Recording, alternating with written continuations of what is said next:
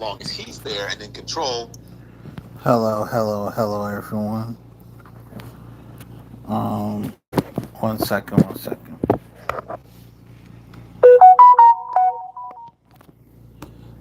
I got three things for y'all today. Uh, First thing, I'm going to start with is a quick review of the Kata Scott case from any Elise. With that being said, let's go ahead and get on into that. My name is Joseph Dawson IV, and I graduated with my degree in supply chain management to pursue a degree. Today's episode is sponsored by BetterHelp. And, one thing that I've realized as an adult is how easy it is to fall into the same negative patterns over and over again, whether it's relationships, work, how we talk to ourselves. Self-talk is obviously so important. And it's so hard to break those cycles without the right kind of outside support. And therapy has really helped me understand where those patterns come from, how to actually change them, how to acknowledge them, address them, fix them, rather than just recognizing them. And that's why I think therapy is so powerful, because it gives you the tools and the perspective that you may never have found or developed on your own. It's not about weakness. Going to therapy is a sign of strength. It's a sign of wellness, not weakness. And my sponsor, BetterHelp, makes starting therapy so simple. They'll connect you with a licensed therapist who is trained to listen, trained to help you work through whatever you're facing, whatever you're dealing with. And all you have to do is fill out a brief questionnaire, and then you'll get matched like that with a licensed therapist in as little as a couple of days. And get this, you can also switch anytime with no extra cost if for some reason that therapist isn't the right fit for you. BetterHelp even accepts both HSA and FSA cards, making it easier than ever to prioritize your mental health. So go to betterhelp.com/10tolife or click the link in the description and get 10% off your first month. Again, that is betterhelp.com/10tolife. On a quiet October Saturday night in Northwest Philadelphia, Kata Scott was getting ready for her overnight shift at an assisted living facility. She tied her hair back, she grabbed her bag, she told her family goodbye, and she headed out. Now, Kata was beautiful. She was smart, she was driven, and she was so passionate about her work. But that night, there was some serious tension, because for days, Kata had been receiving very strange, very unwanted phone calls, and I'm talking non-stop. These calls were coming from numbers that she did not even recognize. Some came during the day, others during her night shift. And her friends and family said that she had mentioned being harassed by people that she didn't know. She was scared. She didn't understand what was happening. But even though that was happening, Kata still had to live her life. She still had to go to work. She had responsibilities. So she ended up brushing it off as best as she could. She went to work, and she had plans to meet up with someone later that evening, a man that she had actually been talking with for a few days. So she clocked in for her shift at around 10 p.m. But within minutes, her phone was blowing up again. That same number was calling her over and over, and Kata was clearly upset. A coworker actually overheard her when she answered one of these phone calls, in which Kata said, "I can't believe that you're calling me about this shit." Then, a few minutes later, Kata walked outside. Now, when Kata's coworkers realized that she hadn't come back inside, they assumed that she had just stepped away for a few minutes. Maybe she took her break early, maybe she had to take a call, whatever it may be. But the thing is, she never came back. And then, the next morning, she didn't return home. Her family called her phone, but there was no answer. Her car was still parked at her job, but now her phone was off, and nobody could find her. And the events of the next 2 weeks, they rocked Philadelphia and resonated across the country. So who was Kata Scott? And who was the man that she was supposed to meet that night? Who had been calling her? I'm Annie Elise. This is 10 to Life, and let's jump right in.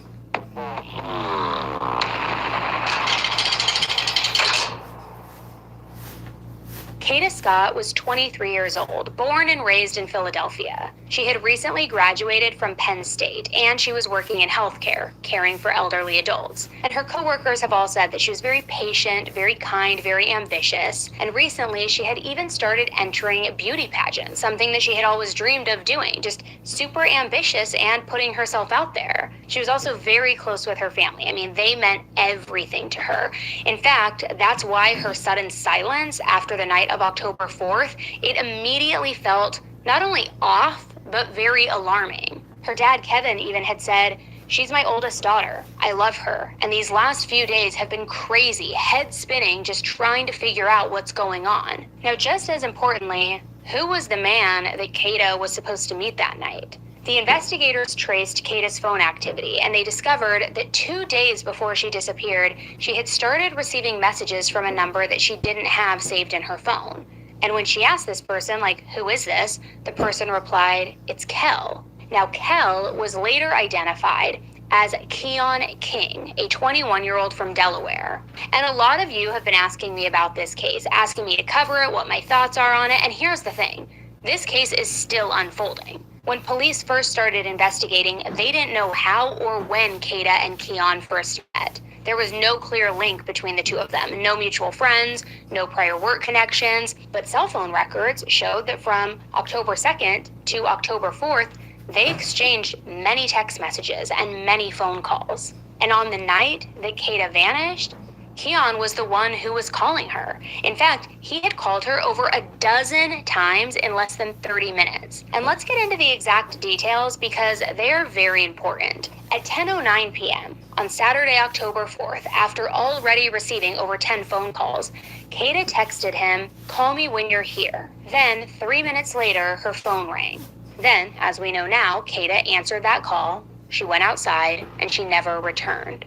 But there's more to it. An arrest affidavit later revealed that just before this exchange, Kata had texted Keon saying, "Kidnap me again," which Keon replied, "Better be up too," which investigators believed that Kata had meant it as some sort of slang, almost like a casual way of saying that she didn't want to be at work that night, so come kidnap me from my shift, not quite really realizing how chilling those words would sound in hindsight. Because as it would turn out, the last trace of Kata that night ended up being on surveillance footage from right outside of her job at that assisted living facility in Chestnut Hill, Philadelphia. And in this footage, Kata is seen walking across the parking lot toward a dark-colored vehicle. Police would later identify that car as a black 2008 Hyundai Accent. And get this, it was a vehicle that had been reported stolen less than 24 hours earlier, which that I will come back to in just a moment here. So when Kata's family reported her missing, the investigators immediately pulled her phone records and the surveillance footage, also any digital data that they could get their hands on. And they noticed that very quickly one name kept appearing, Keon King. Now, at first, Kata's case was treated as a missing person investigation, but within days, the evidence started pointing to something far, far darker. Less than an hour after Kata's disappearance, surveillance cameras captured a car pull into the parking lot at the Aubrey Recreation Center, a very big park about 10 minutes from where that assisted living facility was. And it was the same dark-colored car that Kata was seen in the footage walking toward that evening that she went missing. Then, the next night, on October 5th, it returned again. Only this time, there was a second vehicle.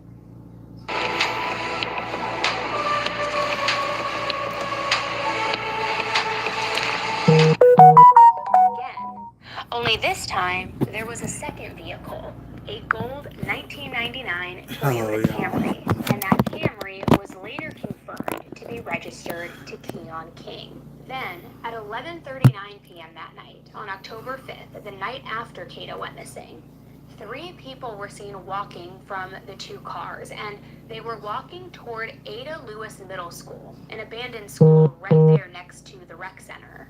A few hours later, 2 of the people came back to the cars, and when they did, they opened up the passenger door. They were then seen carrying what police described as, quote, a heavy object consistent with a human body. They carried it directly back towards the school grounds. Then, at 2:48 a.m., about 3 hours after they first arrived, all three people were seen getting back into those two cars and just driving off. Later that day, police received a tip about the whereabouts of that dark-colored car. I mean, remember, it had been reported stolen just a few days before, and people were on the lookout for it. And when the investigators arrived at the location from that tip, get this, the car had been burned, towed, compacted, and was just sitting there in a junkyard. So here's where things kind of stand in the timeline at this point, because I know I threw a lot at you just now. By October 9th, 5 days after Kata went missing, investigators had obtained a search warrant for Keon's home on Belmar Terrace in southwest Philadelphia. And after this search, they took multiple phones, a tablet, contractor bags, latex gloves, a hammer, and 9mm ammunition. Meanwhile, Kata's family had launched a GoFundMe and organized their own searches. They were desperate to bring Kata home. They were looking for her every single day, just restless, refusing to give up. But the leads, everything they were finding out, everything kept pointing back to Keon. So on October 10th, police went out to search the area near that middle school, the abandoned school that they had seen these two cars pull up to. They also had cell phone data showing that Kata's phone had been close by, right before it suddenly then just went dark and shut off, so it felt like it was the right place to look. But after combing through the area looking for any sign of Kata, there was nothing. No trace of her, no evidence to explain that last cell phone ping. But then, a few days later, out of seemingly nowhere, there was a huge development. Keon turned himself into the police station in relation to that stolen car and in relation to Kata's disappearance. But he wouldn't answer any questions. So it begged the question, was he exercising his right to an attorney first? Was he kind of taking responsibility, but not really? I mean, it's not very clear. But police did announce his arrest on the kidnapping and arson charges because remember, that other vehicle had been burned, and they were also urging the public to help locate his gold Camry. They were asking for any information that could possibly be related to Kata's whereabouts. And shortly after the police announced Keon's arrest, they did receive a tip that his car was in the parking lot of this building called the Gypsy Lane Condos, a place about 15 minutes from the rec center and middle school. And sure enough, when they arrived, they quickly secured this abandoned vehicle and they treated it as possible evidence. They also pulled surveillance footage from the property, trying to see if it could piece together what happened here, what the truth was. And what they saw, it raised even more questions. Surveillance video from a few days before showed Keon repeatedly opening the trunk and then walking back and forth from the trunk to the driver door of the car. And it's still not clear why he kept going back to the trunk or what he was doing in those moments and what he kept, all these movements meant. It hasn't been revealed. And it also hasn't been revealed what they found inside the car, if anything. But now that Keon was in custody, the investigators were able to pull his phone records. And they found that Keon was also in the area of that same middle school around the time that Kata disappeared, the same time when her phone last pinged there, and, by the way, several other times in the days after her disappearance. So the detectives went out for another search, and while they hadn't found anything notable the first time around, this time they found Kata's glasses, her ID, her debit card, and her phone case.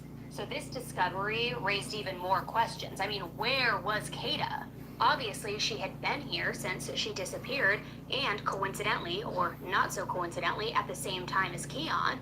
So could she still be alive somewhere, possibly? The following days brought even more disturbing details, though, including a TikTok video that went viral. This video showed Keon looking through a woman's window. And it came out that this happened months earlier, and it fueled speculation that Keon was stalking, or at the very least obsessed with not only the woman who filmed this video, but also Kata. Go away, bitch. Don't come over here. Karen, call the cops. This dude here should have been locked the fuck up. It's all these kids in here. Call the cops, you dumb bitch. Standard rip settings, no tweaks. We want to see how well it'll perform right out of the box or first-time user. We have dual apps. Get there, call the cops, you dumb bitch. He coming around the window. Go that way, Cameron. Hey, bitch, go away, bye. Go away, bye. Yup, bye. Bye. Can't out here. Now, at this point, police believed that this was no longer a simple disappearance, and they started calling it a kidnapping investigation. And yet, what happened to Kata after that night and who else might have been involved? It remained a mystery. Until, suddenly, nearly 2 weeks after she vanished, the investigators received what they described as a very specific anonymous tip. Search teams then returned to the wooded area behind the middle school, that abandoned middle school that they had already searched twice before. That same spot, too, that they had surveillance footage of, and where Keon's phone had once pinged. And what they found during that search, it changed everything. Hidden deep in the brush behind the middle school was a shallow grave. And inside, they discovered the remains of a young woman. Based on a tip that came in last night through the night, investigators began the process of following up on that tip this morning, starting around 10 o'clock this morning, following up on that tip. And the tip was very specific that led us back to this location here today.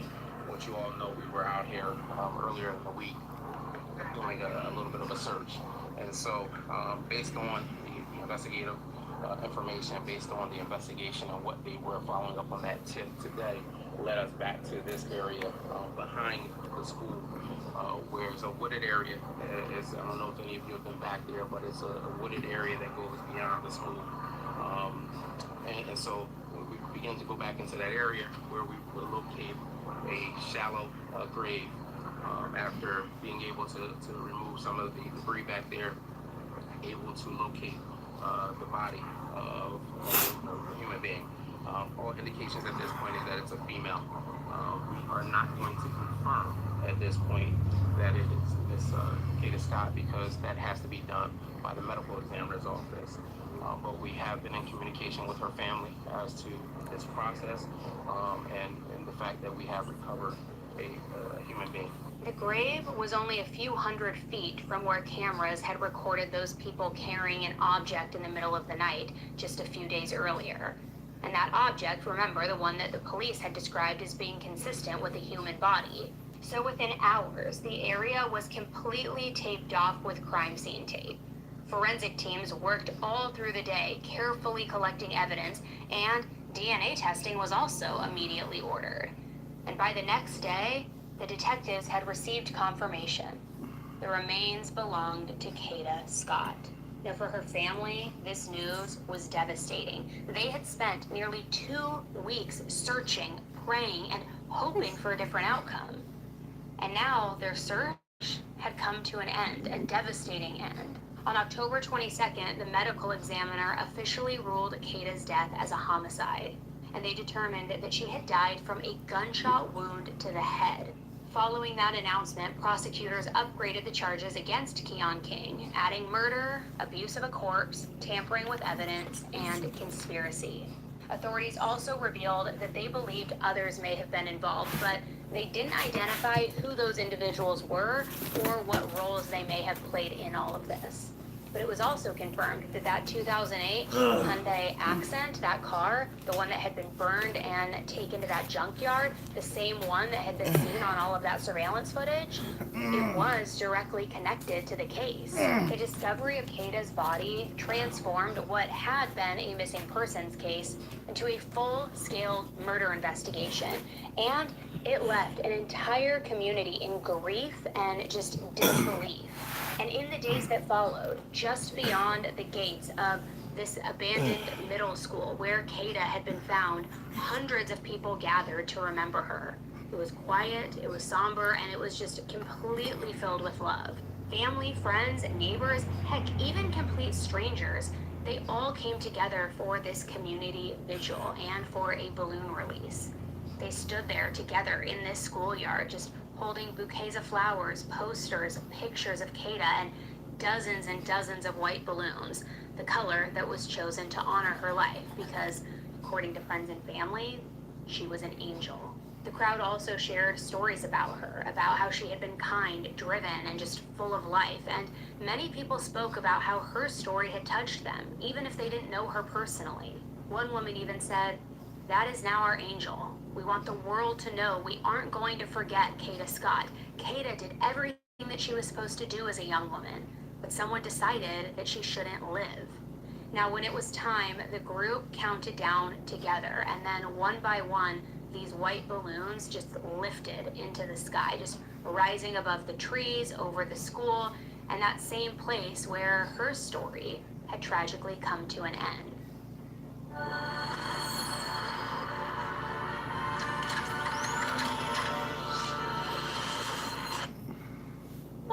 And that same place where her story had tragically come to an end. It was heartbreaking, but it also was very moving and very powerful because the community really stood together, refusing to let Kata's light fade away and promising that Kata would never be forgotten. Carrie Green remembers the first day she met Kata Scott. She's one of the many heartbroken Philadelphians who gathered this afternoon for a candlelight vigil to remember the young woman. Scott's body was found over the weekend near a vacant middle school in Germantown after her disappearance on October 4th. We pray and lift before you. Dozens of people gathered to pray, place candles, flowers, and gifts, including her Aunt Donna. Thank you for not giving up. And even though this is the worst thing that we could have possibly hoped for, we were able to get our baby back. So that's what we're most grateful for. Now, as the case moved forward, investigators continued looking into Keon's background, and when they did that, they discovered some very information. In January of 2025, just months before Kata's disappearance and ultimate murder, Keon had been accused of kidnapping and assaulting another woman. He had broken into her home in November to try to strangle her. He was taken into custody that December, but he had posted bail and was released. Then he came back to her house, this time with a gun, in January so that he could kidnap her and assault her again. So because of that, another warrant was issued for his arrest. But get this, he appeared in court 2 times right afterwards, both times for the strangulation incident. And both times, he walked right back out because nobody realized that he was also wanted for the kidnapping, which he could have been taken into custody at any time, or at the very least had his bail increased to keep him in jail. But then in February, the charges from that first incident were dropped, and that was after the victim failed to appear in court. And even though there was video of this attack, Keon wasn't charged for the kidnapping incident, not until April when he once again randomly turned himself in and then posted bail again. Which, what's with this guy and turning himself in? It's like, maybe if you feel like you have to keep turning yourself in, don't do anything to have to turn yourself in over, right? Exactly. Sure enough, the next month, the victim didn't show up at the hearing, so the kidnapping charges were also dropped. So now, the detectives are reopening that original case in light of Kata's disappearance and murder. But it all points to a very deeply troubling picture, a pattern that might have gone unnoticed and mishandled until it was too late. The rest of the details, of course, will come out in court, but the details that we do know, they paint a very haunting picture. Kata's family is continuing to fight for justice and for every answer about what happened in the final hours of her life. What was the motivation here? Was it a thrill kill? Had he been stalking and always wanted to kill some random woman? Like, what was going on here? And Kata, she was a caregiver. She was a dreamer. She was someone who spent her life helping others, never imagining that danger was literally waiting for her in her place that night. It's awful to think about and so scary to think about. So we are following this one closely. I will certainly keep you updated as we learn more, because I imagine too, the other 2 people who are on that footage, where are they in all of this? Why haven't they been arrested? Will Keon flip on them? What's going on here? Was this all a group thrill? Like, what's happening? So I'm going to follow this one very closely, and I want to thank you for watching, because I know that this case was certainly a heavy one to discuss, but I also want to hear your thoughts. Have you heard any other information about this case? I wanted to keep it very much like fact versus speculation, but let me know in the comments what you've heard or what you think. Also, take a quick second, subscribe. Going through every day without it, Michael's parents, Brandy, Neal, and Tyler Vaughn, say is a struggle. It can't be a year. It can't be. The disappearance of 9-year-old Melody Buzzard, a girl who went on a road trip with her mom. A 31-year-old Taiwanese influencer was found dead in a hotel bathtub in Kuala Lumpur. Accused of killing her own mom, stabbing her multiple times to death. It's become national news this week. These 5 suspects, several of them are under arrest for allegedly treating a woman like an animal for months.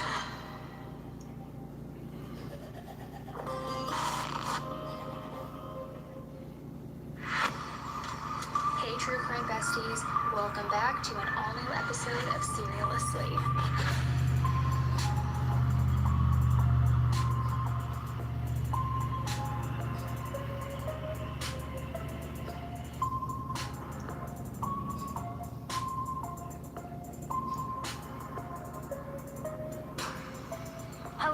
Hello, and welcome back to an all-new episode of Seriously with me, your host, Annie Elise. True Crime Bestie, here to hopefully get you through the week. I don't know, this week has been kind of dragging in a way. I feel like the weather has finally turned. It's getting dark super early. I don't know, I'm excited. It's almost the weekend. But anyway, I have a lot of cases that we need to talk about. Not only new cases that are like insane and wild, but a couple of updates in some cases. That one case we talked about recently, and then one that we haven't talked about for years, but there has finally been some movement. And so I actually really want to start with that, and it's the case of Michael Vaughn. Now, we previously covered this case a couple of years ago. Michael Vaughn was a 5-year-old little boy. He vanished outside of his home in Fruitland, Idaho, back on July 27th, 2021. But now, as I said, there has been a major development. On October 31st, the county prosecutor announced that charges are finally officially being filed in connection with Michael's disappearance. Then, after that announcement was made, days later, it was revealed that 33-year-old Stacy Wondra, who is a boy, Stacy is a guy, he's being charged with first-degree murder, second-degree kidnapping, and destruction of evidence. Now, here's where it gets really disgusting and very twisted. Stacy and his wife Sarah were first named as suspects way back in 2022 after police had received a tip from a roommate that ultimately led the investigators to excavate their backyard while they were searching for Michael's remains. But nothing has really happened since then. Now, both Stacy and Sarah are currently serving prison sentences for completely unrelated charges. However, newly released body cam footage shows Stacy on FaceTime with the investigators during that 2022 excavation and dig, and he was pointing out where he believes Michael's remains could be found. Yet, he continues to deny any sort of involvement in the burial itself, but he does claim that he saw his wife Sarah place Michael's body there, and even worse than that, that little Michael was wrapped in a black or white trash bag. Now, I could go on and on about this case because it is one that has been highly covered, but also is just so disturbing because right when this all happened, it seemed like everyone in the public was blaming the parents. It kind of felt reminiscent a little bit of Summer Wells, if you had followed that case at all, but right away when Michael was reported as missing, people were kind of like, oh, what the parents are saying isn't really quite adding up, nothing's making sense, and it was sad because there was a lot of just like public hatred directed towards the parents.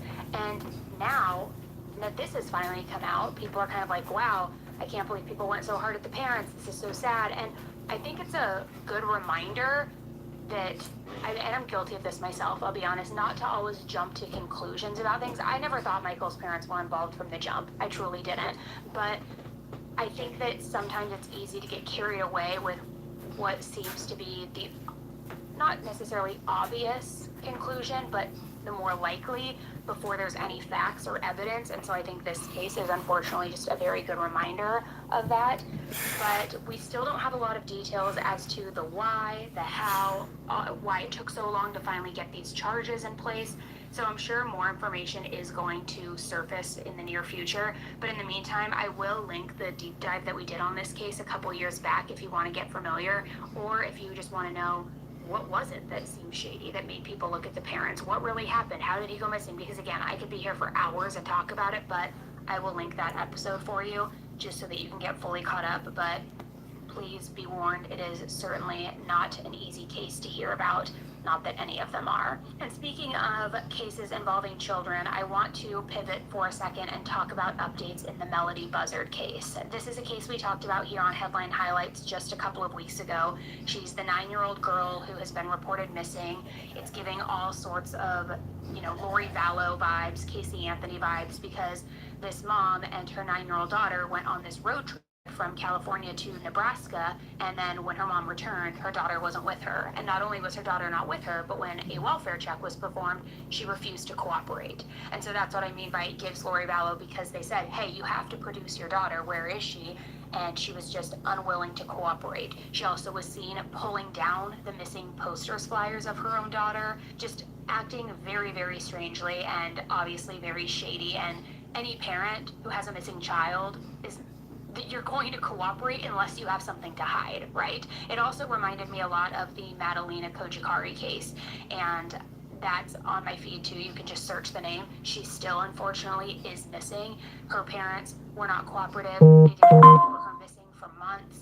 Then the mom said that I believe she said something alluding to the fact that she tucked her away and sent her off to Romania to be with family because the stepfather was harming her. But then there was all of this drug stuff involved. It's just a nightmare. But my point being, because I'm kind of getting a little lost on the tracks here for a minute, my point being that anytime a parent is unwilling to cooperate with their own missing child, it's a freaking huge waving red flag. Now, with that case, Melody Buzzard, there has been an update because her mom, Ashley Buzzard, the uncooperative monster mother, was arrested on November 7th. However, she was not arrested for anything involving Melody. She was instead arrested for felony false imprisonment charges. Authorities have emphasized that these charges are not directly related to Melody's disappearance. However, they've declined to share any further details, saying that by releasing more information, it could hinder the ongoing investigation. It could affect that, so they're trying to just really keep those details close to themselves. But according to investigators, detectives recently learned that Ashley allegedly prevented a victim from leaving a location against their will, which that, of course, constitutes false imprisonment under California law. So while police maintain that this specific incident is completely separate from Melody's case, they have stated that they can't disclose the full context of it due to the sensitive nature of the ongoing investigation. But it is at least one step forward into getting Ashley off the streets, hopefully getting her to cooperate because she's scared and feels like the walls are closing in, and hopefully more answers. So more to come on that, and I think as more information comes out on this case, we may end up just doing a deep dive because, like I said before, we did cover it briefly in Headline Highlights, but there is so much information involved in this case, from the cross-country road trip to Melody potentially being seen on CCTV wearing a wig, then the school being the ones to call in the welfare check because she had gone so long without getting her assignments. There's just so many different nuances within it. So let me know if you guys want that deep dive, but I think that we are going to do it now that I'm talking about it out loud and thinking through it. I just think that it makes more sense to have that isolated as its own episode where we can really dig into it. So that's it for updates. Now I want to get into new cases. But before we get into all of the new cases, I have to make a special announcement. I am not alone here. I am joined by the Amy Colette. Oh my gosh. Wow. I was going to do like a drum roll or something like that, or like a song, but I know you don't like when I get sing-songy.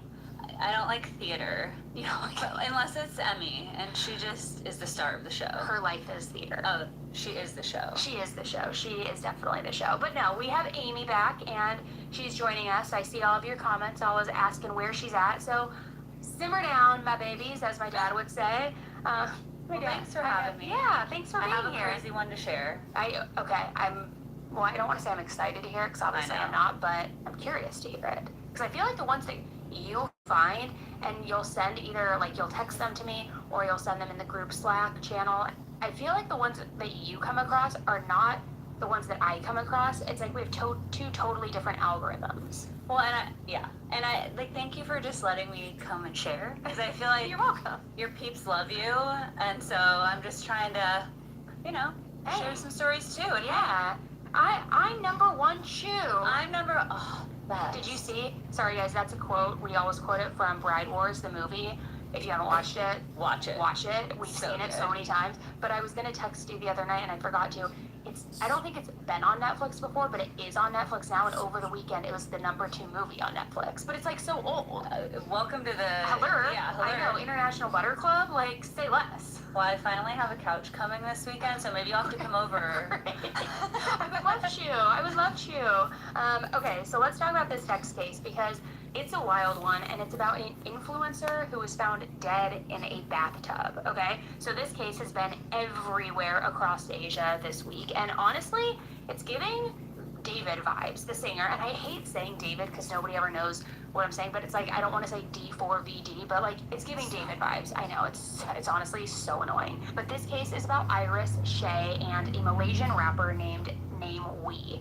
Now, Iris was 31 years old, and she wasn't just an influencer. She was actually a registered nurse, and she built this super positive online platform around beauty, health, wellness, all of the good, wholesome things.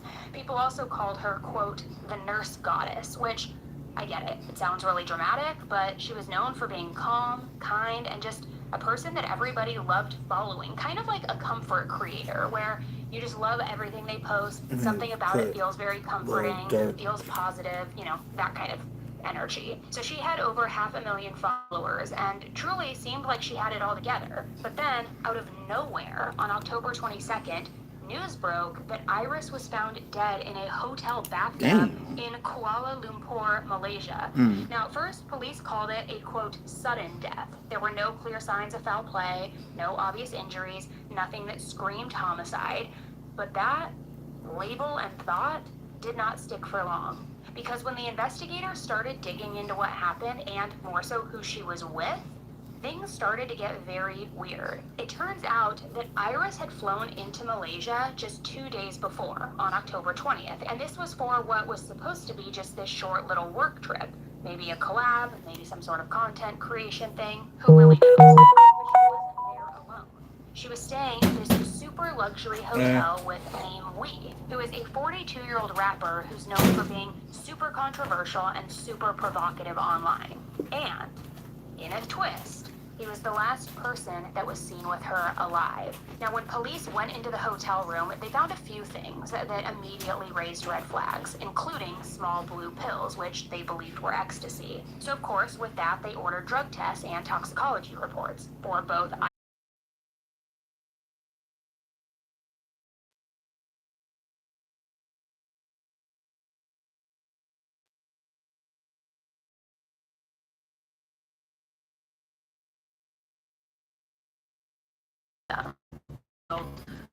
this case. How low and drugs are involved, and it's like they're a friend, or I don't use them, or I wouldn't. Yeah, those drugs arrived there. Yeah, you must be reading my drug test wrong. Like, bro, read the room. I don't think so. Like, you are not very reliable. So yeah, it's really sad, and she obviously had a huge following. Not that it matters that she was an influencer. It matters if it happened to anybody, but because of that huge following, so many people are, of course, like, yeah, a lot of attention. There's uproar. They want to know what happened here, and like, was something more nefarious going on, and was this intentional? What really happened? I know. So sad. And she was so young too. It's just incredibly sad. Okay. Well, I don't know if I'm a little nervous to ask, but what do you got for me? Well, this is another Halloween one, which I feel like this year, like.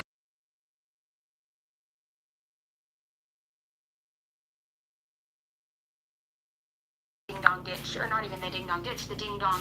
Well, you know, I have a fear of ding dong ditching because I know it. Guys, hold on. We're gonna table this for a second because there is a story you have to hear. Amy had a Ring camera at her old apartment, and she got post this. You should. Like BTS this week, you should do that as soon as this episode goes live. She got ding dong ditched, and on this Ring camera, it's a grown woman who ding dong ditched her. You see this woman just run down the hallway. Like, and then it started happening regularly, but that was after another weird situation at my place. So I was with the FBI raid. Oh yeah. When I was on the phone with you. Yeah. Oh yeah. Amy there was a big FBI raid, and like she called me and was whispering.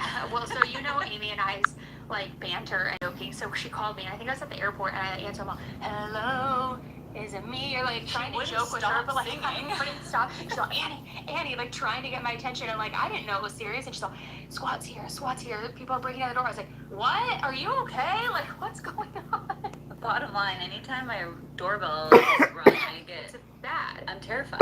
But the Halloween thing is so scary. And the fact that it was family, like, can you freaking imagine? No. That could have ended so bad. Sorry, I'm like derailing this whole thing. Well, this one has nothing to do with ding dong ditching. Okay, good. But it does come out of Wichita, Kansas, and had a lot of people just stunned because this had nothing to do with a stranger or a neighbor, but it was actually a prior TV news anchor. And she was accused of doing something, like we always say, totally crazy and unbelievable, which it was. So it was Halloween morning, and Wichita police got a call at 7:50 a.m. to what was described as, quote, cutting. And when officers arrived at the home, they found an 80-year-old woman named Anita Avers, who was unresponsive in her bed. She had multiple stab wounds, so paramedics rushed her to the hospital, but unfortunately, Anita didn't survive. And outside that same home was her 47-year-old daughter named Angeline Mock, or as she went by, Angie. She was covered in blood with cuts all over her hands, and according to neighbors, appeared to be in shock. In fact, one neighbor told reporters that they saw her approach their car with her hands and clothes all bloody, asking them to call 911. And apparently that's when Angie took the neighbor's boyfriend's phone, went back into the house, and then called the police. And what she reportedly told the dispatchers right after that is what actually shocked everyone. Angie said that she had, quote, stabbed her mother to save herself, which we've heard this before, right? Crazy.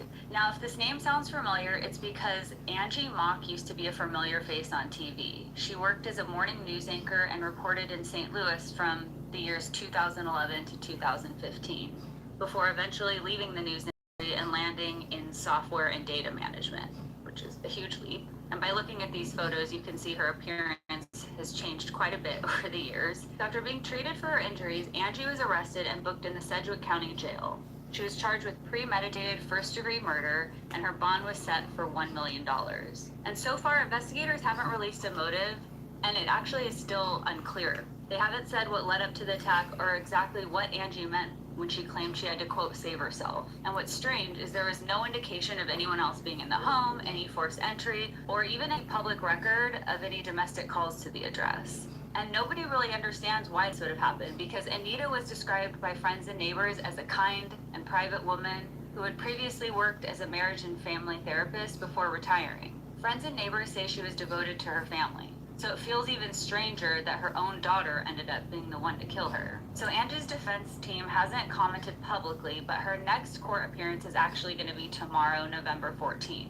Prosecutors haven't said whether they plan to address the, quote, self-defense aspect directly in court, but for now, that's pretty much the piece that everyone's kind of waiting to hear more about and what story is there. And it's kind of crazy to think the person who used to be reporting on all of these types of stories is now the person being reported on. So kind of turning of the table. So should be interesting to see how that's all handled. But right now, investigators are still kind of piecing it all together, seeing what happened inside that house. And as the case moves forward, we'll see if this is really truly self-defense or if this was something else entirely. But to murder your mother, and I mean, that just feels very unhinged, and to describe it as cutting sounds very gruesome. And yeah, I have a lot of questions. I feel like, first of all, self-defense, protecting yourself from an 80-year-old woman, maybe, but like, probably not. I don't know. No. And were they living together, or did she show up and do that? But part of me wonders too, like, and I'd be curious to see the court filings, like if they outright had said self-defense, or if that is an interpretation from the media because of what she had said of trying to save herself. And if so, could that quote have been misconstrued, and could she have been saying she was trying to save herself, like her mom, for some reason, not self-defense, you know what I mean? Or even save herself from like mental anguish, right. or like something else. Like, so, was it physically self-defense or something yeah, so else? I'd be curious to see what the prosecutors are saying, if they actually have used the term self-defense or if something with that quote is getting misinterpreted. But it is weird. It seems like snapped, right? Well, that's kind of what I was wondering, because also there's no previous record of any type of disputes within the home. The neighbors, I mean, which you always hear, the neighbors felt like everything was just fine and dandy. Yeah, exactly. So, ugh, that's so sad. I know. Oh man.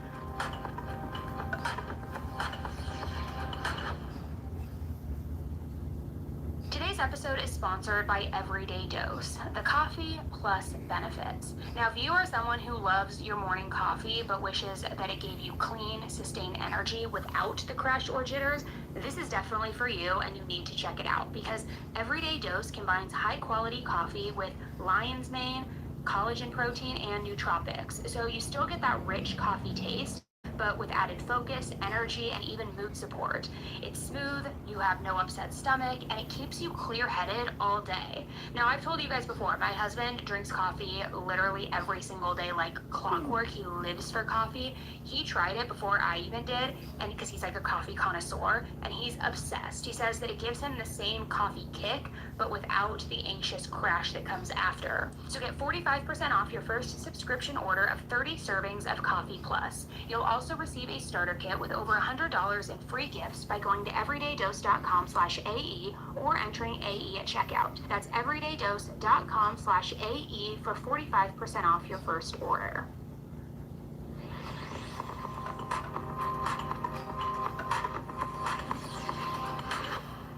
Okay, now this next case that I want to talk about, I was actually debating if I wanted to cover it because it is just so deeply upsetting and disturbing, and it reminds me a lot of a case we previously covered a couple of years ago, and I'll fill you guys in on that case in the end. But this case is straight out of Austin, Texas, and it's one of those stories that truly makes your stomach not only drop, but just like turn. It gives you a visceral reaction. So police say that a woman was found chained up in a backyard, and the people who were accused of doing this to her weren't random intruders or strangers or abductors, they were her friends. So here's what happened. On the morning of October 30th, Austin police got a welfare check call for a house on Bitter Creek Drive. And when they showed up, they found a woman who was handcuffed to a piece of metal exercise equipment right there in the backyard. She was weak, half naked, covered in injuries, and just absolutely terrified. Now, in a very disturbing detail, but this kind of just paints how bad this really got, firefighters had to come in and cut the handcuffs off of her because they were literally rusted to her wrists. Dang. She told the police that she had been there for months, and when they asked her why, she said, quote, "because they decided they didn't like me anymore." Now that's really the part that gets me. It just like breaks my heart because all of this started as a group of friends. She had been staying with them for a while, but then for whatever reason, at some point, something shifted. According to her, they began restraining her, forcing her to live outside, feeding her only once a day, and punishing her whenever she tried to speak up or leave the house. And when the investigators finally were able to look her over, she was malnourished, she had open wounds on her hands and feet, and she had been shot multiple times with a BB gun, including once in the eye. So the police ended up arresting 5 people who lived at that house. 51-year-old Michelle Garcia, 21-year-old Crystal Garcia. Now pause. 51. All of these adults knew better. As far as I'm concerned, throw every damn one of them under the jail.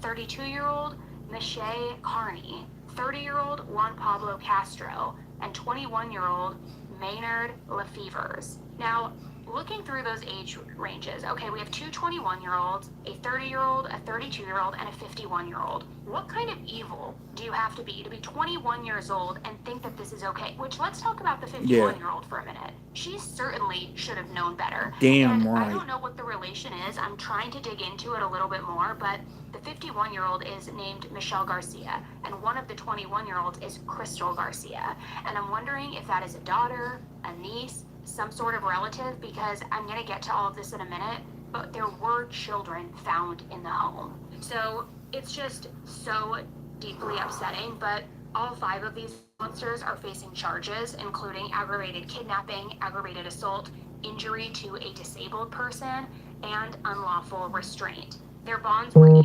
$100,000, which personally I do not believe that is nearly high enough. You know, Hell you no. pay 10% to post, so $30,000. While that's not easily changed to get, it's like this for what they did allegedly. This does not feel remotely high enough, in my opinion. And what's really disturbing is what some of these monsters said when the police started interviewing them. One of them said that they only restrained her because she was, quote, causing problems. Another claimed that she agreed to being handcuffed. And then someone else described her as, quote, 50-50 capable of making her own decisions. Like that somehow justified it, which I want to go back to this really quick The because fuck is one wrong of with the you charges people? is injury to a disabled person. Now, the case I'm going to reference in a few minutes here, you may be familiar with it. If you're not, I will link it in the show notes, but I want to warn you, it is one of the more difficult cases we've covered.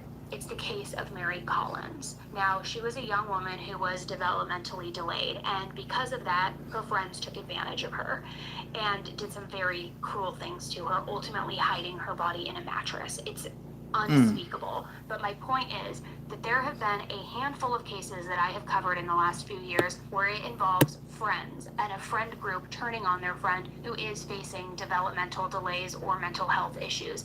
And whether they agree to the handcuffs or not, a lot of the times that's because they're trying to still be with their friends. They don't want to upset their friends. They want the friendship. So they're all, sure, go ahead and handcuff me, like, because they're not grasping the true evil of the situation. I mean, nothing about this was consensual. Nothing. And according to the victim, every time she tried to move or resist, they punished her for it. One of the men even admitted that he bought that electric BB gun so that, quote, he wouldn't have to touch her. And then he told the police flat out, I hate her. And as if that wasn't bad enough, like I said, there were children living in this house the entire time. Those kids, I would imagine the underage ones, have been taken into custody by CPS. Thank God. I don't know what they had to witness, if they were forced to have any sort of involvement. We know one of the adults who shared the same last name, Garcia. Again, I don't know if there's any relation, so I don't want to, like, jump ahead, do your own research, but maybe that's why there were charges, because they were an adult versus the kids. I don't know. But here's what also pisses me the okay?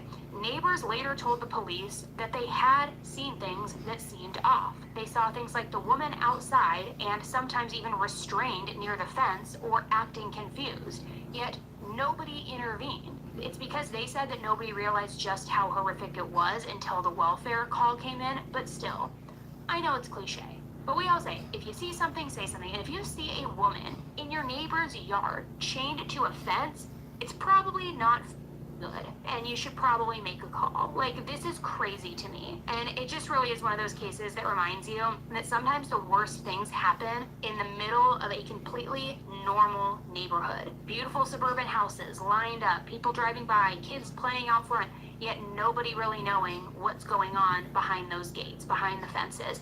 And that I've talked about on here before. That's my personal intrusive thought that I have literally at least 6 times a year. Whenever I'm driving in a place that is, whether it's familiar or unfamiliar, driving by, I always think, like, I wonder if any of these homes, is somebody trapped in a shed in the back? Is somebody in the backyard? Is somebody in one of those windows up there where there's stuff, like the drapes are drawn?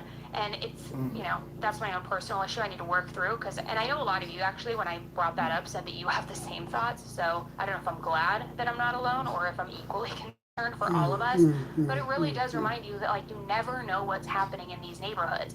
Yet, if you see something happening, you probably should call. So this woman was rushed to the hospital, and luckily she did survive, but she's being treated for very serious injuries and for malnutrition. The investigators believe that she had been held captive for several months. The house has fully been processed now as a crime scene, and prosecutors are already considering additional charges as more evidence has been coming in.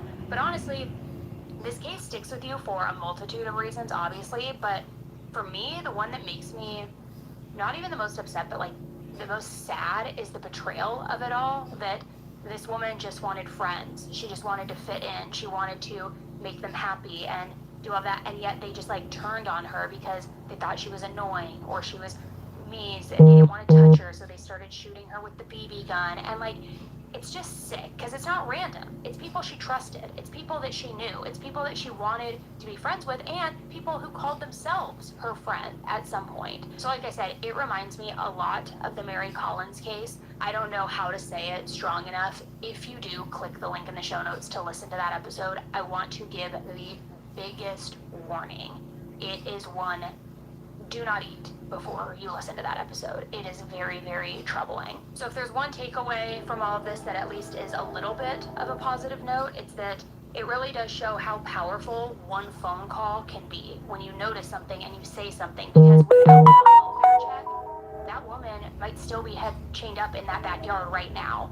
She was there for months. So again, if something ever feels off, or if someone in your neighborhood suddenly disappears or something's not right, don't just ignore it. A phone call literally can save somebody's life. And I just hope that these monsters are held to like the maximum punishment possible. It is so sick, it is so deranged, so twisted, and like, ugh, what's the expression? Like, who needs enemies when you have friends like that? No, I mean, I was like tearing up because, like you said, it's her friend, it's betrayal, and it's like bullying to the most extreme, and someone who there's maybe isn't so fully many cognitively layers there to understand. And who knows if those two are related, and the 21-year-old was told this is in the person's best interest. Like, there's obviously manipulation probably there, and then those poor children in the home that now have this ingrained in their mind, and just thinking like, Austin, Texas gets very extreme weather. Yeah. So that person was outside. I mean, it's just... Well, the handcuffs were rusted to her wrists. I know. And where was her family? I know. Well, I don't know. I think more information is gonna come out. For somebody missing that long, I mean, this poor girl just didn't have anyone looking out for her, except for, thank God, the person that made that call finally. I know. But, oh my God. It's so sad. I know, that feels like such not a great place to leave off for this episode, because it's like such a downer. And I know I started this episode by telling you guys I hope you're having a good week, but maybe people will be more alert going into the weekend. That's good. That's true.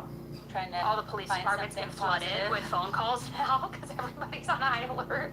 Like, my sister hasn't called me back. Yeah, so can you go check on all of her neighbors' houses? No, I know. Sorry to like dump all over you guys with that last one, but it's one that I feel it was really important to talk about and share, because that is the motto that we always say: if you see something, say something. And it's so true in this case. So thank you guys so much for tuning in to another episode with me today. Thank you, Amy, for being here and joining. Thanks for having me. Yeah, of course. And I'm going to be back with you guys on Monday with an all-new deep dive into a super twisted case. But actually, I want to give you guys a little PSA, because I've seen some comments and some confusion. As a lot of you know, we recently launched our second true crime show, 10 to Life, as a podcast. Now, let me kind of break down not only the differences between the shows, because that's probably the question I get asked the most, but also where you can find everything, what the release dates are, and everything. So basically, for the video versions of both series, Serialously and 10 to Life, those series both live on YouTube, on my main YouTube channel, Annie Elise. Then there's two separate podcasts on whatever podcast app you use. There's Serialously and there's 10 to Life. YouTube is a thorn in my side. They make me edit everything. They make me censor everything, which is so unbelievable, and I have fought them tooth and nail because it's legal. Yeah, it's a pain in the ass, I know. So the uncensored version of these episodes will always live on the podcast, because the podcast does not censor you. The censored versions, unfortunately, have to go on YouTube, and that's the video version. But anyway, it's two totally separate shows. So Serialously, new episodes every Monday. 10 to Life, new episodes every Tuesday. Serialously, again, headline highlights version every single Thursday. And then both shows have bonus episodes every Friday, every other Friday, back and forth. So if you're listening right now on a podcast app, I just confused myself, so I'm sure I confused you. But if you're listening on a podcast app, search 10 to Life and follow it, because then you will get the new episodes every Tuesday as well, so that you have, things to binge Monday, Tuesday, Thursday, and every other Friday. And right now we also have quite a few episodes that have already been uploaded on the 10 to Life podcast app and over on YouTube, so you can go back and binge those too. But that was really confusing. It felt confusing. I followed. Okay, good. I'm glad. At least you followed, because I feel like I didn't. But anyway, thank you guys so much for tuning into another episode. Okay, and that's the end of that. Last thing I have for y'all is 8 wildest Arkansas police pursuits from on patrol. With that being said, let's go ahead and get it. Let's go.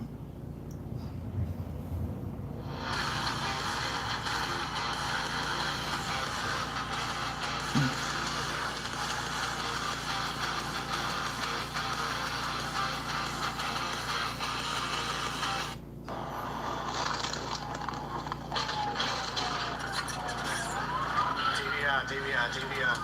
Cameron, state police. 4-2 in the rock. Go ahead, show me 1037. It's a little after 1 in the morning, and an Arkansas state trooper is attempting to pull over a motorcycle for not having a license plate. Coming up on the Camp Robinson exit.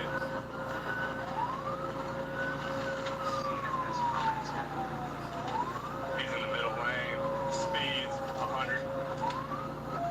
He's now actually going over 120 miles an hour.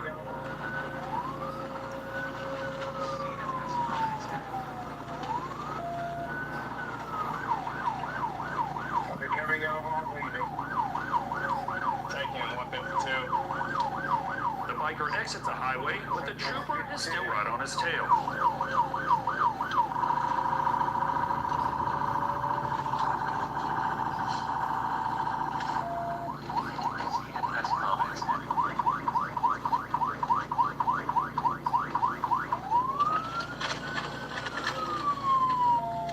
He tries to lose the trooper by cutting through a parking lot.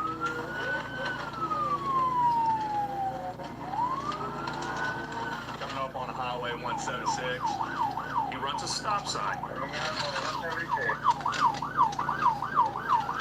And another.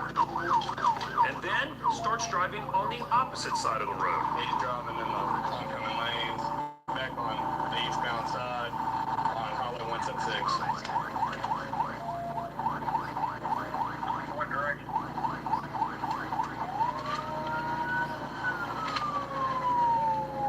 Northeastbound. He's driving onto oncoming traffic right now. Northbound, Camp Robinson.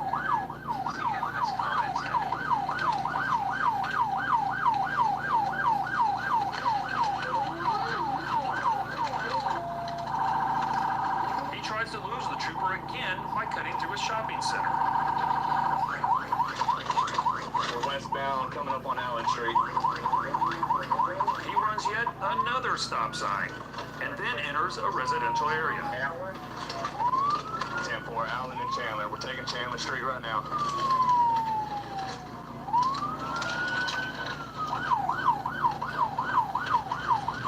He's on foot. He crashed out. He's now trying to make a run for it, but the trooper is right behind him. The trooper deploys his taser, igniting the suspect's backpack. He's on fire! He's on fire! Oh, Jesus. Dude's on fire? He's on fire right now. Dang. The suspect falls to the ground and is now trying to put out the fire by rolling in the dirt.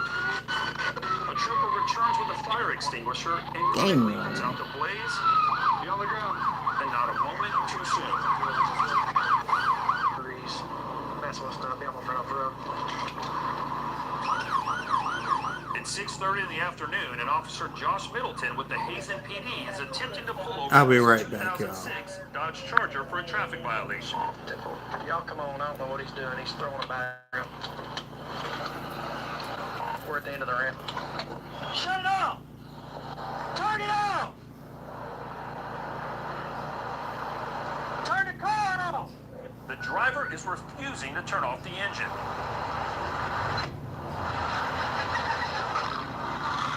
Turn it off! And just like that, he takes off. He's running. He took a left. We're going over the overpass. We're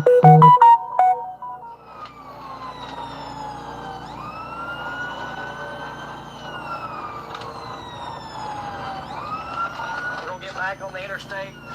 Nope, he's going the wrong. He's trying to turn around. I hit him. And he hit him again.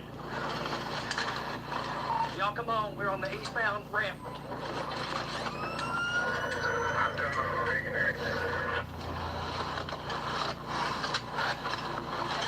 He's still taking off on me. The driver now tries to get away by driving in reverse. I've done pitted him twice. He keeps spinning around in this dirt.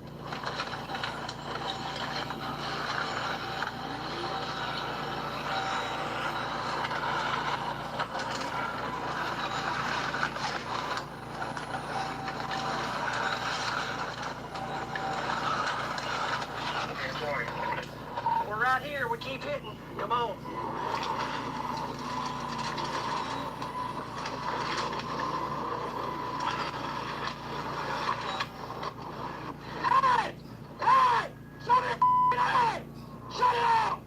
He's got the driver at gunpoint.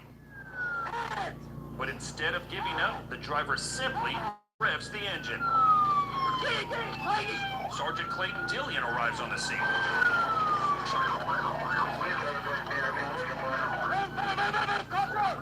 That's always taking off again. And there he goes again, taking off in a cloud of dust. Clayton, I can't see. Yeah, so we're going back across overpass. Passing Loves. He's got rear end. Looks like loose. He's going to lose it here in a minute. Clayton, come around me. Come on. Sergeant Dillion is now taking over as the lead car in this pursuit. Cookie, let Clayton around.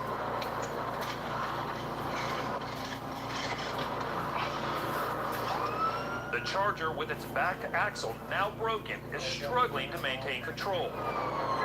We're coming up on Tampa Road. In bad shape. Cookie, let me around you. I've already got damage from him. Hit me. Whoever's coming at us, watch him. He's already hit me twice. Get more. I got a fight set up right here. All right, Clayton, back off. Up ahead, an officer awaits with stop sticks. Take cover, take cover.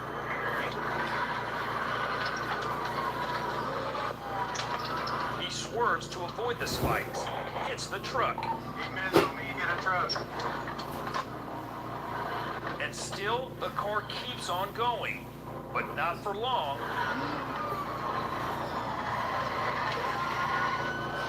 Go one, brother. Take him out now. One call over.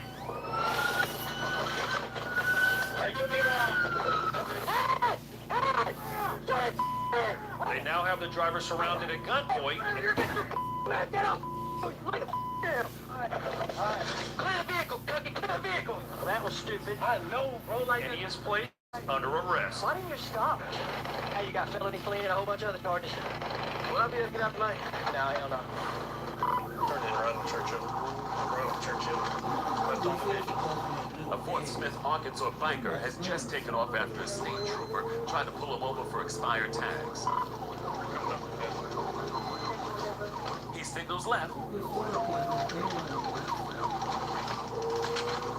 And now it looks like he's going to turn right.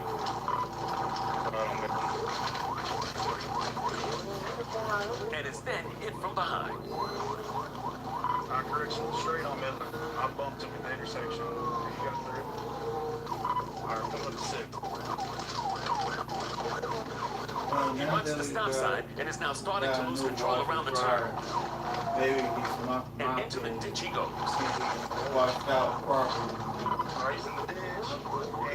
And passing on the pig. Heading towards downtown. Slowing down. Okay, well, Again, the trooper hits him from behind, and onto the sidewalk he goes. That can still drive out on the court. Crossing North 6, north and north.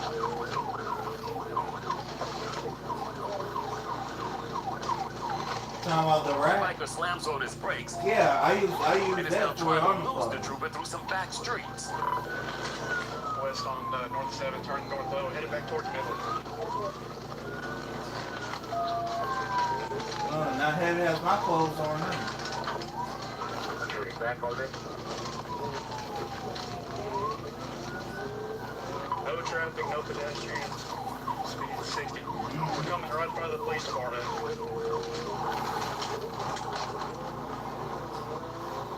Our 1 Jail. Aquaville.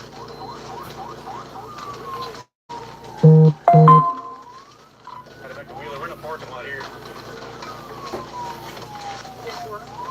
Around the jail he goes. And then he's nearly hit from behind again. Still behind the jail. Going in circles in a parking lot. Headed back towards Wheeler. Until finally he breaks out of the jail. Parking lot, that is. And he's now back on the road, going the wrong way. Alright, we're on Wheeler southbound. Passing South B-Boy. Alright, notify Oklahoma. We're right on 0. The biker is now making a run for the border. The state line into Oklahoma is just up ahead. We're headed to Oklahoma. Past state line. He's now out of their jurisdiction. And then, wouldn't you know it, the biker makes a U-turn and heads back into Arkansas. Alright, we turn around. We're headed back to Fort Smith. Here, I'm calling. We're northbound. I'm at 110. There's now several Arkansas state troopers involved in the pursuit. I'm right up there, y'all. The bike is now heading towards downtown Fort Smith. The trooper tries to cut him off, but he's somehow able to squeeze through. Right. 10 horse from secondary now. 7's got the lead. The biker nearly collides with the pickup. That's north of J. John. Speeds 100 and no traffic. He's now got a bit of a lead on the two troopers when suddenly he loses control. He wrecked it out in the curve. He's trying to pick it back up. 7 block man, I'm coming in behind you. He tries to get away, and down he goes. Get out, hey, get out! Who the you think you're running from? He's placed under arrest.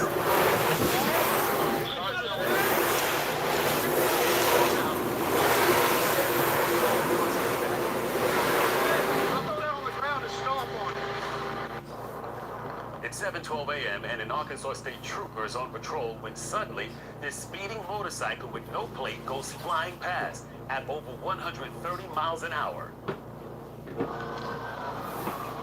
The trooper gives chase. He finally catches up, but stopping him, well, that's another matter.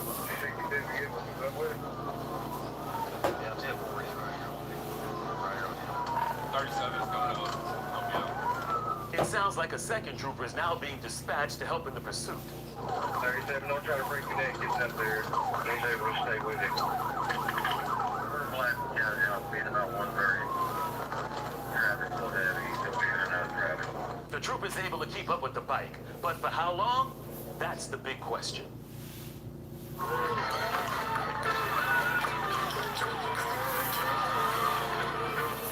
The question. 67 mile, I think it's the same bike I chased a few months back.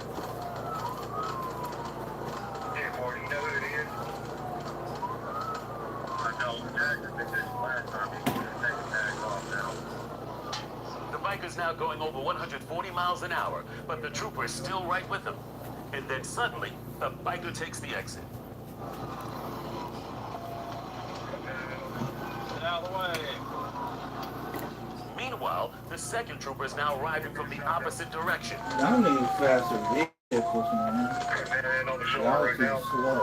430 south, get ready to go up to 12. He's now looking for a chance to make a U-turn and join in the pursuit. And just in time, because the chase is quickly heading his way. The trooper pulls out and begins cutting across traffic. Just in time to cut off the bike. He's now on the grass and wipes out. Hey, down!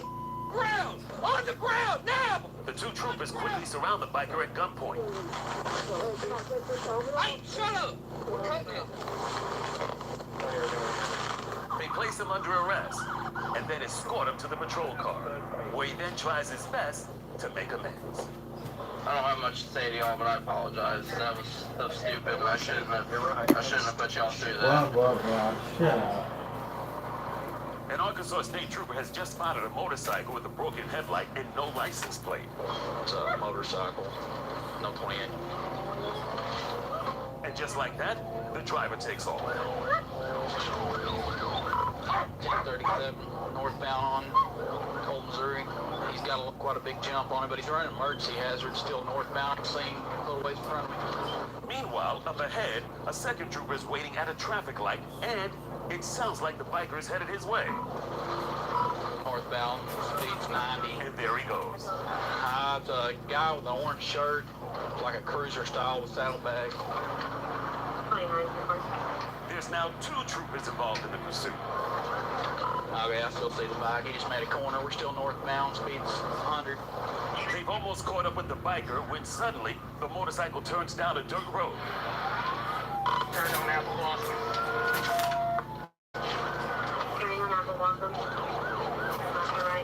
He makes a left turn at the 4-way, but the troopers are not far behind.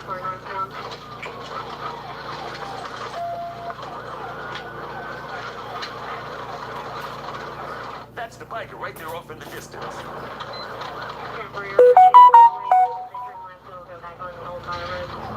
Looks like the biker is now turning around.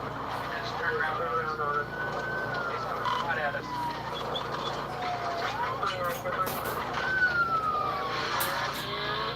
He passes the trooper and is now headed straight towards the other trooper. He's headed back to me. The trooper slows down and begins swerving back and forth, trying to get the bike to stop. He just hit me. Now let's see that again. The trooper begins weaving side to side, trying to block the biker from passing. And then the biker plows head on into the front of the patrol car. Okay. I'm sorry. Turn around. Turn around. You just freaking hit me. I was almost at a dead stop. I got this arm, yes, sir. I got this arm. Just chill out. Everybody just hang on. I'm fine. An ambulance. 1016, yes, please. They get the biker onto his feet. You played stupid games, you win stupid prizes. Camera, state police, buddy. Camera, state police. Turns out he's not seriously hurt. As for the bike, well, that's another story. What happened? He was coming at me, and we were playing this number, and I almost come to a complete stop, and he hit me head on. He went up on my hood. Almost went up on my hood. St. Francis County unit was in pursuit of a worn Dodge Charger. So it's one county over. They got a trooper out there looking for it, so we'll get set up and looking for it. This team's over in the fast lane now. I'm doing 115 trying to catch him. He's coming up on y'all. He's blacked out now. Blacked out.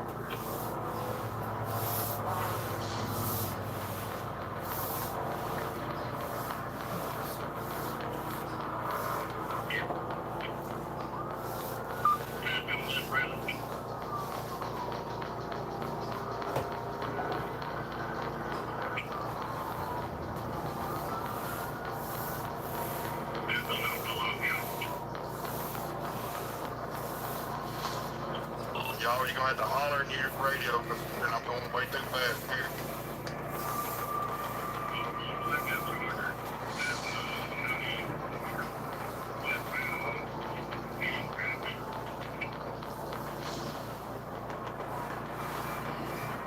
Y'all, I can see him, but he's outrunning me.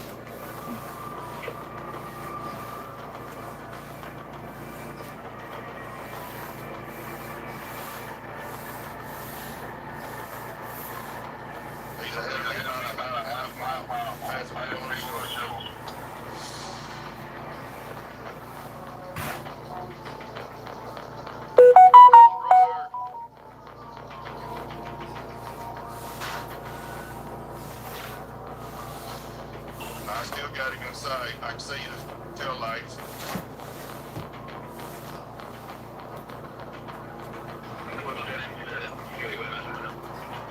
He's still blacked out, no lights on. Passing on the shoulder right here. He's on the shoulder.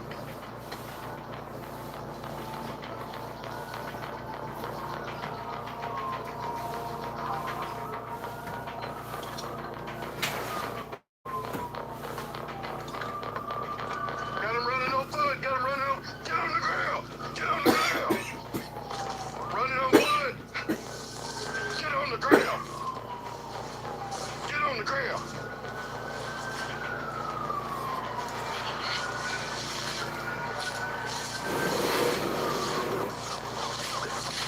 Hurry up, I got a female. I need a drone.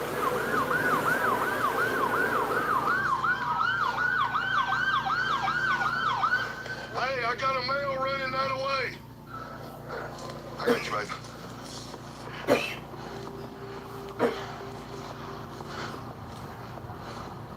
Sit down. I got you, I know. Why'd you even run? That stuff. Listening to him? Well, I got a gun, a little bit of marijuana. Gun is loaded.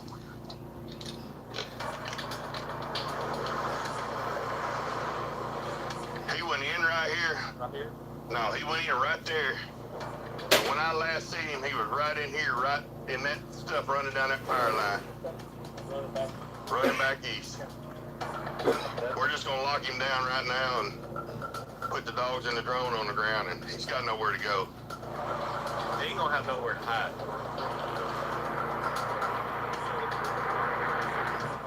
Guy, let me see your hands. Let me see your hands. Come to walk to me, buddy. Here he is. Walk to me. Hey, holler on the radio, somebody. 206 up here, we got him at gunpoint. Straight to me.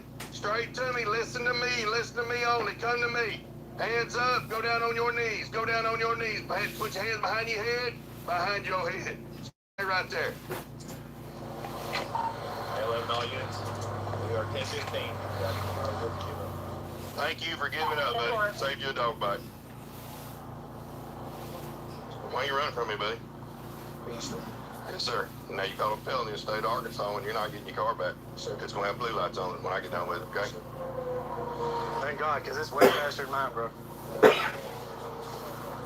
We chased him probably from the 196, and I think we're pretty close to the, man, I want to say we're at the 170 mile marker, so we went about 26 miles. He was passing on the shoulder, cutting people off. I really don't have a clue how fast he was going, but I'm going to guess he was probably doing 160 with no headlights on. He'll get to felony fleeing. With the female being in the car with him, and all the danger he put her in, we're going to go ahead and charge him with aggravated assault, which will be another felony. If you run from Arkansas law enforcement, we will chase you, and we will catch you, even if you got a Hellcat. We are watching the Hazen Police Department, the chief there, and Sergeant Dillian, trying to assist in a pursuit of neighboring departments.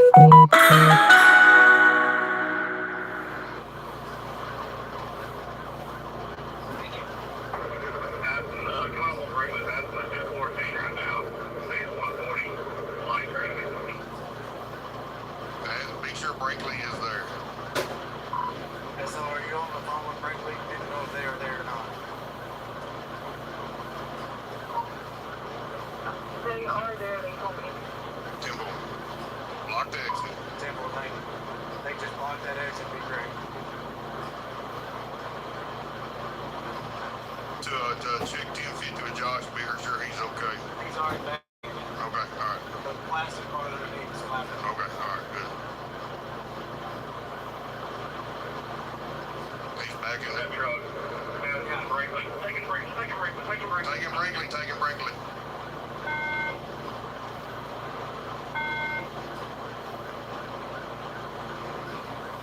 We're almost there.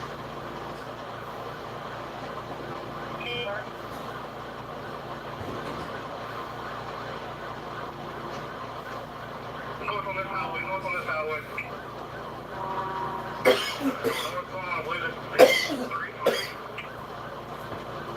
Josh, be prepared if he gets back on west.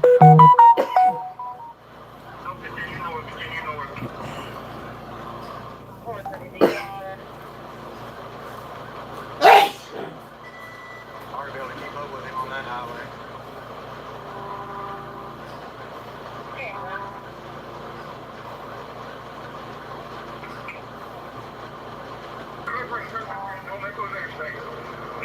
Coming back toward North Harrison.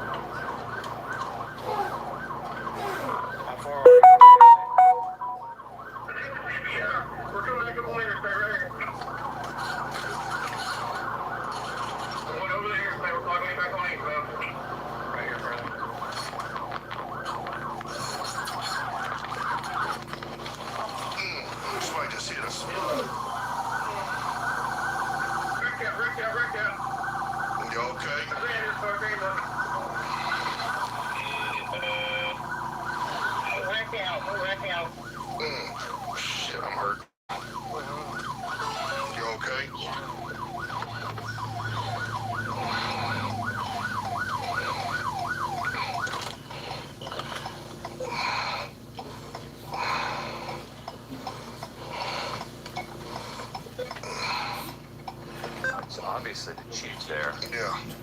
Shaking I out. guess I am. What we don't know at this point is No, whether somebody else hit us. 201 SO, get us an ambulance over here. No, we got hit.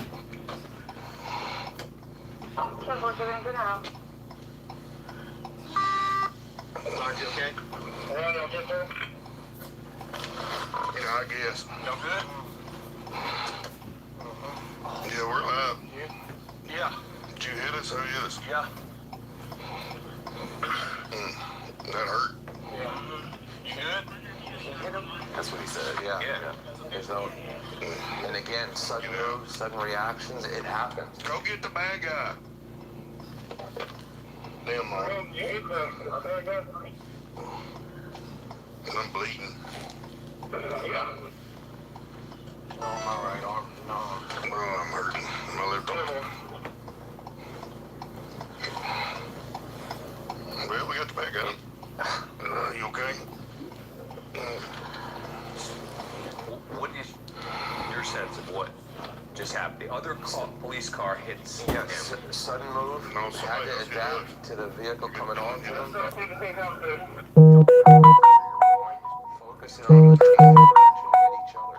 Happens. Well, most importantly, we are so relieved that he seems to be okay. Right. But I think Sergeant Dillion's okay too. It looks to be that way, but of course they'll have me inside. Okay, there. Okay, for a moment there, I was a little concerned. Now, remember, we've got a crew in the back, absolutely, as well. I got damage too. Okay. We got a unit from Post 1 coming over, and I'm coming through Cotton Plant now. Be there, man. You know, as much training as law enforcement goes through in their driving training, things like this can happen in a split second, which, you know, you're not prepared for. And this is a stark reminder of what we spoke about earlier, the inherent dangers of pursuit driving, and then why we said before about, no consequence, lenient penalties. He said he was bleeding, so he called for an ambulance there.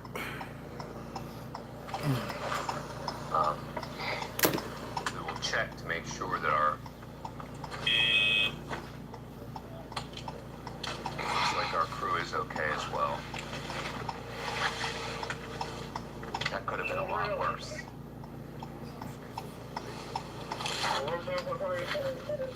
Oh, gosh, dang.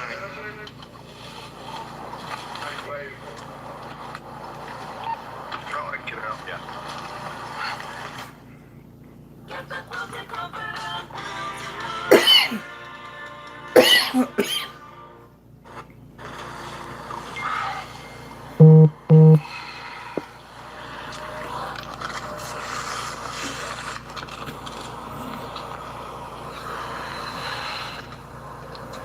What happened? Went around the truck to stop the suspect from trying to hit this Brinkley here. Before we got in all this traffic and you cut over. Yeah, both had the same idea. Just went around the truck.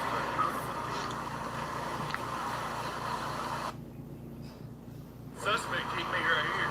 He hit you? Yeah, he had to hit you there. Yeah. That's why he crashed. He missed you, but I got him out. Is he okay? Yeah, he's good. Bosco's good. 201 SO.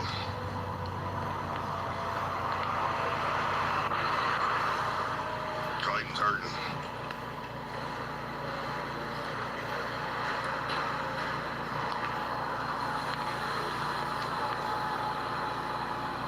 Wow. All right. 201 SO. We need to figure out exactly what is going on. Does look like everyone's okay. Trevor Hudson and Zane Allison, our crew there, we're told that they are okay as well. Police car. But Call Riggs. I don't remember seeing something like this happen on this program before. I don't know. Check my arm. I want you to go. It's like here. I'm hurting too. Feels like it.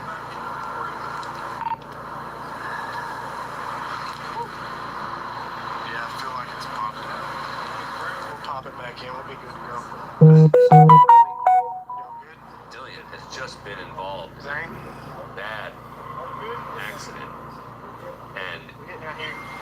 or injured? I couldn't even stop. I just And they're trying to figure out exactly how it happened. rolling out, and I was trying to stop. Did you see that for anybody? Did your car drive or no? What we know is that they were both pursuing a fleeing vehicle at the same time. And it seems they both were able to hit the vehicle, which it seems is down the road there. The person has been captured, we believe. It's a little unclear, though, why Officer Cook was saying he hit their vehicle. That may not have been the part of the impact. We're going to have to replay it. He was endangering anyone else because he's going right in the brake.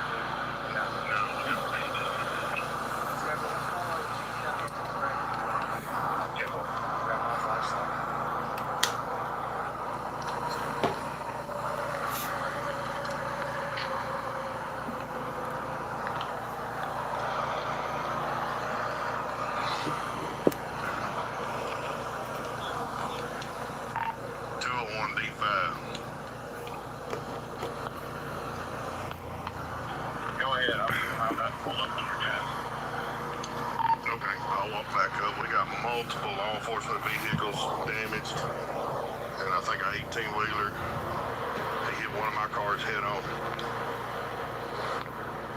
Okay, I'll give you a call here. I'm on top of the bridge. We're crashed on top of the overpass. So it looks like it's an individual. He went across the overpass, come back, and he went at everybody head on, and he hit Officer Cook head on and knocked Officer Cook into us, because that's what hit us, give us the impact. And it looks like he hit a Brinkley unit head on and another couple law enforcement and an 18-wheeler here, so he's going to face multiple felony charges. Clayton's hurting a little bit in his arm and shoulder. I think I'm bruised or something other here. We got ambulance. We're alive. We're okay. We got the bad guys. So. I'm gonna talk to the sergeant. You good? You sit down? I'm fine. I'm just hurting. What's up, dog?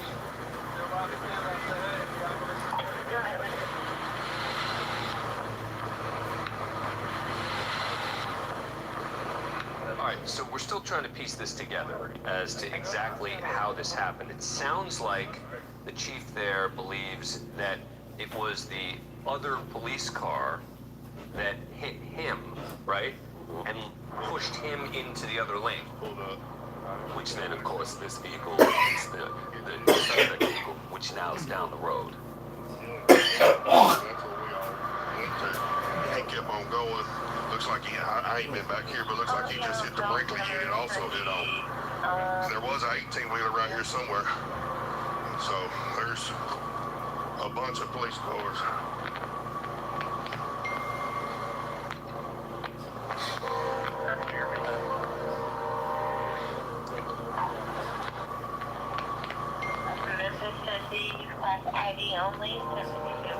All right, let's play back what happened again, because now we have the sense from them, but we probably are actually going to get a better look from watching the video. Let's watch it again.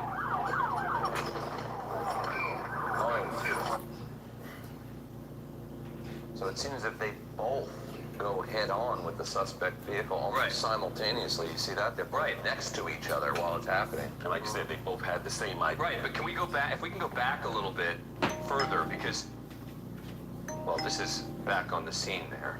That's the aftermath. But what I'm trying to figure out is whether Officer Cook's vehicle pushed Chief Taylor's vehicle That's the into way the on other the side. lane. It looks like you have it exactly right, because he had nowhere else to go but into Chief Taylor's vehicle. I couldn't stop in time to get the I hit the back of my own unit that was on top of the bridge. I couldn't get stopped. Right toward me. Okay. We got a couple more. We're all crippled up, but Hey, can we call another one? Huh? Yeah, call another one. Who is it? She's hurt. She's told up right now. So he hit her head on too. He hit Dylan head on, hit her head on, but we're all okay. Okay. Dylan was trying to keep me from going through. Scuffed up, but we're good, dog. She take care of her first. They got another ambulance coming to check us out. Dylan was trying to keep you from going through the red light. Yeah. And he hit Dylan head on. He hit Dylan head on and knocked Dylan into us. Yeah. Gosh, dang, my arm hurts. I can't even move mine. Shit, I told him to call another ambulance. All right, so that is a third vehicle, right, from the local agency. Yeah. The person who's in the ambulance there. Right. Not counting uninvolved civilian vehicles that also got involved now. Right. 18-wheeler being another An one. 18-wheeler that he was saying is now gone. Yeah. And this goes to show, though, they had a need to stop this suspect vehicle. Clearly, it's going. And because of the rate of speed, it makes communication almost impossible, right? We always talk about communication, but in a situation like this, there's just no way it's all happening at the same moment. Communication's a luxury at that point, which they don't have because of how close proximity, and they had to adapt. Reaction time very short. Yeah. Everyone on that scene is shaken up at this point. Understandably so, including our crew, by the way. We're thankful injuries are not that severe. Yeah. That we know on before city. We're okay. We're scuffed up, but we're okay. Brinkley's got a unit that's hurt. Here's another. Here's the other one that was. There's the white fender. Yeah.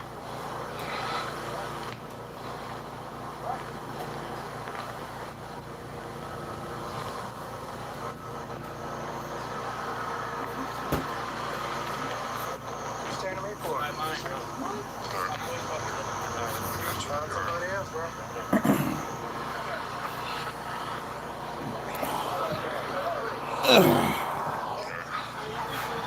What's that?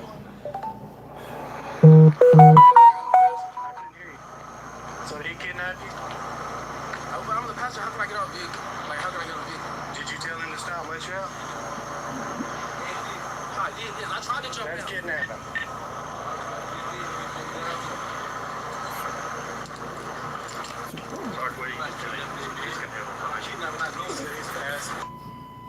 He's a driver. What? Passenger driver? Yeah.